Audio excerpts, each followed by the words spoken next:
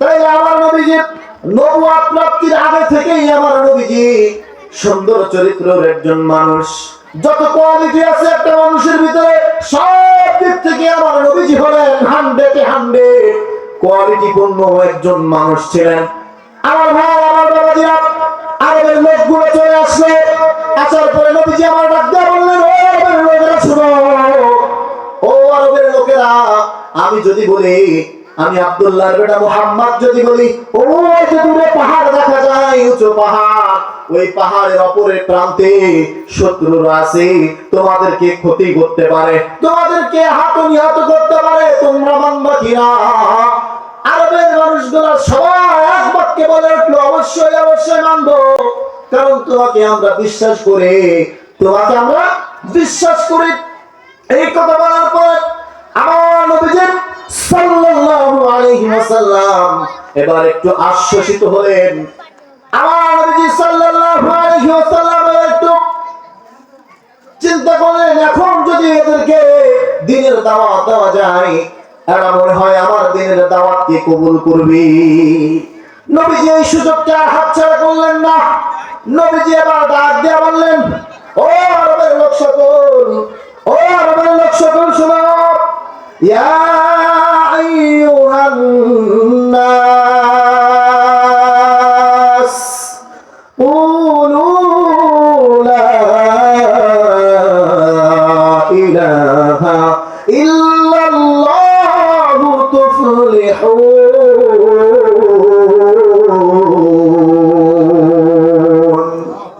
ও আরবের লোকেরা শোনো, এ মক্কাবাসী শোনো,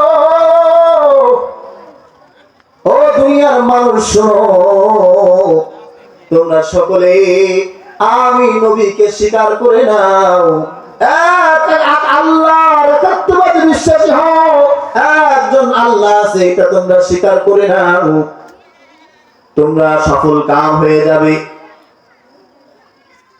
আল্লাহ নবীজি ডাক দিয়ে বললেন, ইয়া আইয়ুহান নাস কুলু লা ইলাহা ইল্লাল্লাহু তুফলিহুন। তোমরা আল্লাহ তাআলাকে এক রব বলে মানো, নিরাকার এক প্রভু, এক আল্লাহর গোলামি করো, তোমরা লাত মানাতের পূজা ছেড়ে দাও, দিয়ে তোমরা এক আল্লাহ তাআলার গোলামি করো।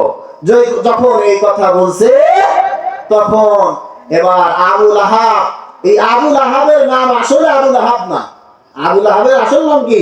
আবু লাহাব না, আবু লাহাবের আসল নাম হলো আব্দুল উজ্জা। কি নাম বললাম বলেন? অর্থাৎ উজ্জা, এটা একটা মূর্তির নাম। আব্দুল উজ্জা, উজ্জার বান্দা। আব্দুল উজ্জা তো কি? উজ্জার বান্দা। উজ্জা এটা ছিল একটা মূর্তির নাম, যেহেতু এটা একটা শিরক সুলভ একটা ভাষা, এই জন্য আল্লাহ তাআলা আবু লাহাবকে আব্দুল উজ্জা বলে না রেখে কোরআনের মধ্যে আবু লাহাব বলে রেখেছেন। বলেন সুবহানাল্লাহ। আমার বাবাজিরা, আমার কলিজার টুকরা যুবক ভাইরা, এই কথা যখন নবীজি সাল্লাল্লাহু আলাইহি ওয়াসাল্লাম বললেন, আবু লাহাব এবার চিৎকার দিয়ে বললেন, তাব্বাল্লাহ ইয়া মুহাম্মদ, তাব্বাল্লাহ, তুই ধ্বংস হ। কি বললেন? হে মুহাম্মদ, তুমি ধ্বংস হ। আলি হাযা জামাতানা, তুমি আমাদেরকে এই জন্য এখানে একত্রিত করছো? হ্যাঁ, নবীজির দিকে যখন আবু লাহাব এই কটু কথা বলল, দুনিয়াতে আল্লাহ রাসূল থাকাকালীন আবু লাহাব এত পরিমাণ আমার নবীজিকে কষ্ট দিয়েছে, অতিরিক্ত অতিরঞ্জিত আমার নবীজিকে এই আবু লাহাব কষ্ট দিত। আবু লাহাব যখন এই কথা বলল, আমার ভাইয়ের বাজিরা খেয়াল করেন, এবার রাসূলুল্লাহ সাল্লাল্লাহু আলাইহি ওয়াসাল্লাম, রাসূলের সাহাবীরা একে একে মক্কার মধ্যে আল্লাহ তাআলা সূরা লাহাবকে আল্লাহ তাআলা নাযিল করে দিলেন। আবু লাহাব যখন আল্লাহ রাসূল যখন দাওয়াত দিলেন, আল্লাহ রাসূলের দাওয়াত তো আবু লাহাব কবুল করলেন না, আরো বরঞ্চ বললেন যে তুমি আমাদেরকে এই জন্য ডাকছো, আলি হাযা জামাতানা, তুমি আমাদেরকে এই জন্যই তুমি করছো, একত্রিত করছো, তাব্বাল্লাহ, তুমি ধ্বংস হয়ে যাও। এই কথা যখন বলছে তখন আল্লাহ তাআলা এই সূরাতুল লাহাব নাযিল করে দিয়েছেন। বলেন সুবহানাল্লাহ। আমার ভাইরা বাবারা, সূরা লাহাব নাযিল হয়ে গেল। আরবের অনুষ্ঠান তো কোরআনের অর্থ বুঝে, আরবি ভাষার অর্থ বুঝে, কারণ তাদের ভাষাটা একটু আরবি। আমার বাবাজিরা, আমার যুবক ভাই, যখন সূরাতুল লাহাব আল্লাহ নাযিল করে দিলেন, সাহাবীরা গলিতে গলিতে সূরা লাহাব তেলাওয়াত করতে লাগলো। এই খবর যখন, এই আওয়াজ যখন আবু লাহাবের কানের মধ্যে গেল, যে আবু লাহাবের এই কানের মধ্যে খবর গেল যে আব্দুল্লাহর বেটা মুহাম্মদ, তারা ছেতার বলে না যে আল্লাহ নাযিল করছে, সে বলতো যে মুহাম্মদ এটা কবিতা বানাইছে, আমাদের নামে কি একটা বানাইছে, এখন তার ওই যে সাথী সঙ্গী যারা আছে এরা গাইতেছে। এরকম ভাবে আবু লাহাব আর আবু লাহাবের স্ত্রীর নাম ছিল উম্মে জামিল, তারা দুইজন সলা পরামর্শ করল যে আব্দুল্লাহর বেটা মুহাম্মদ ভাইপো, এই আবু লাহাব কিন্তু আল্লাহ রাসূলের আপন চাচা ছিল। এটা কিন্তু আমরা অনেকে জানি। আবু লাহাব আল্লাহ রাসূলের আপন চাচা ছিল, আপন চাচা। আল্লাহ রাসূল যখন দুনিয়াতে আসলেন, যখন আবু লাহাব এই খবর শুনছে, দেখেন, যখন আল্লাহ রাসূল দুনিয়াতে আসার খবর আবু লাহাব শুনছে, তখন আবু লাহাবের যে গোলাম ছিল, যে বাদী ছিল, ওই বাদীরে এত খুশি হয়েছে আবু লাহাব, ওই বাদীরে পর্যন্ত মুক্ত করে দিয়েছে, আজাদ করেছে। বলেন সুবহানাল্লাহ। কিন্তু নবীজি আবার যখন কোরআনের দাওয়াত দেওয়া শুরু করলো, এই আবু লাহাব রাসূলের আপন চাচা। আবু জাহেল কিন্তু রাসূলের আপন চাচা না, আবু লাহাব রাসূলের আপন চাচা। আবু লাহাব এবার আপন চাচা হয়ে আল্লাহর নবীজির বিরুদ্ধে দাঁড়িয়ে গেলেন। নবীজিকে এবার আবু লাহাবের স্ত্রী উম্মে জামিল এবার কাবা চত্বরের মধ্যে, কাবা শরীফের দিকে হাতের মধ্যে একটা পাথর নিয়ে, পাথর খণ্ড নিয়ে আমার নবীকে মারার জন্য আবু লাহাবের স্ত্রী উম্মে জামিল কাবা শরীফের দিকে চলে গেছে। কাবা শরীফের মধ্যে যাওয়ার পরে যা দেখে, আবু বকর বসা। কি বসা? কে বসা? আবু বকর বসা। আবু বকরকে যা বলতেছে, আবু বকর তোমার বন্ধু কই, মুহাম্মদ কই? কয় কেন মুহাম্মদের দিয়ে আপনি কি করবেন? কয় সে আমাদের নামে এরকম কবিতা বানাইছে, তার আমি এই পাথর দিয়ে তার মাথা ফাটিয়ে দিব। কেন আমাদেরকে নিয়ে এরকম ভাবে কবিতা বানাইবে? আল্লাহর নবীজি কিন্তু পাশে বসা। আল্লাহর নবীজি কোথায় বসা? আল্লাহর নবীজি আবু বকরের পাশে বসা। উম্মে জামিল আসলো পাথর নিয়ে, অথচ আল্লাহর নবীজিকে দেখতে পায় না। দেখতে না পাওয়ার একটা ঘটনা আছে। উম্মে জামিল যখন চলে গেল, এবার আবু বকর আল্লাহর নবীজিকে ডাক দিয়া বললেন, ওগো পয়গম্বর, ওগো আল্লাহর হাবিব, উম্মে জামিল আসলো পাথর নিয়ে আপনাকে মারার জন্য, কিন্তু আমাকে বললো তোমার বন্ধু কই, মুহাম্মদ কই? সে কি আপনাকে দেখে নাই? নবীজি আবার ডাক দিয়া বললেন, আবু বকর, ও আবু বকর,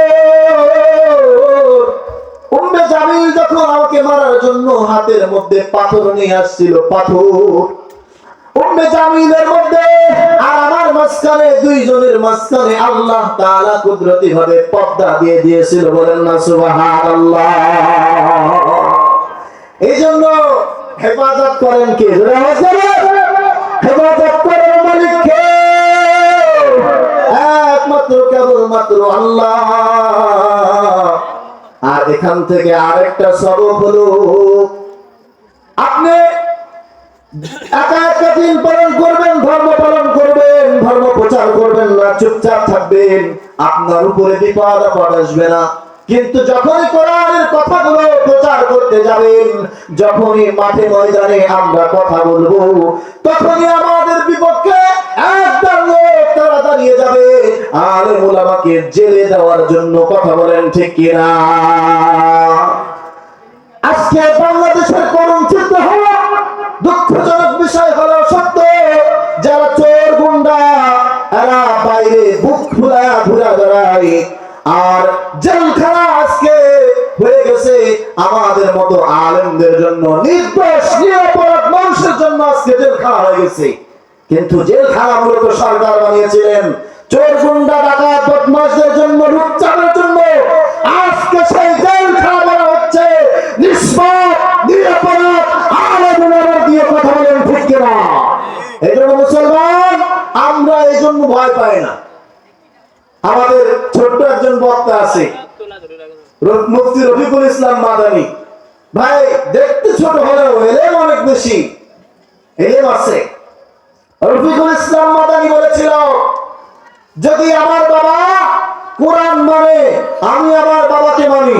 কথা খেয়াল করে শুনেন, রফিকুল ইসলাম মাদানী ভাই বলেছিলেন, আমার বাবা যদি কোরআন মানে আমি আমার বাবাকে মানি, আমার দেশের সরকার যদি কোরআন মানে আমি দেশের সরকারকে মানি, আমার পীর যদি কোরআন মানে আমি আমার পীরকে মানি, আমার উস্তাদ আমার শিক্ষক যদি কোরআন মানে আমি আমার উস্তাদকে শিক্ষককে মানি।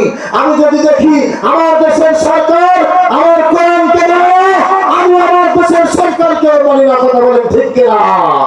এই কথা রফিকুল ইসলাম মাদানী ভাই বলেছেন, যার কারণে দীর্ঘদিন যাবে জালিমরা তাকে জালিমের জিন্দান খায় আবদ্ধ করে রেখেছিল। আমাদের আপনারা কোরআনের পাখি আল্লাহর মামুনুল হক, আমি প্রত্যেকটা মাহফিল থেকে আওয়াজ করি, এখন আল্লাহর মামুনুল হক তাকে ছেড়ে দেওয়া হয় নাই, তাকে এখন আবদ্ধ করে রাখা হয়েছে। শাইখুল হাদিসের কোন দোষ না, দোষ একটাই, কোরআন নিয়ে কেন কথা বললো, হক কথা কেন বলো, ঠিক কিনা বলেন? হক কথা বলতে গিয়ে আমাকে জেলে যাইতে হতে পারে, এটা আমি জানি। আল্লাহর নবী সাল্লাল্লাহু আলাইহি ওয়াসাল্লাম যখন কোরআনের দাওয়াত দেন নাই, নবীদের উপরে যখন কোরআন নাযিল হলো না, নবীজি যখন শুধু মুহাম্মদ ছিল, মুহাম্মদুর রাসূলুল্লাহ না, তখন নবীজির উপরে কেউ নবীজিকে হামলা করে না, মামলা করে না, বাধা বিপত্তি দেয় না। কিন্তু নবীজি যখন কোরআনের আয়াতগুলো বলা শুরু করলো, নবীজির নামের সাথে এক করে দিলেন আল্লাহ তাআলা মুহাম্মাদুর রাসূলুল্লাহ। তখনই যত বিপদ, তখনই যত বাধা, তখনই যত হামলা, তখনই যত মামলা, যত জেল জুলুম। এই জন্য আমরাও ভয় পাই না, আমরাও স্বীকার করে নিয়েছি, বিশ্বাস করে নিয়েছি, কোরআন থেকে যদি কথা বলি হামলা হইতে পারে, মামলা হইতে পারে, জেল জুলুম হইতে পারে। কথা বলেন ঠিক কিনা?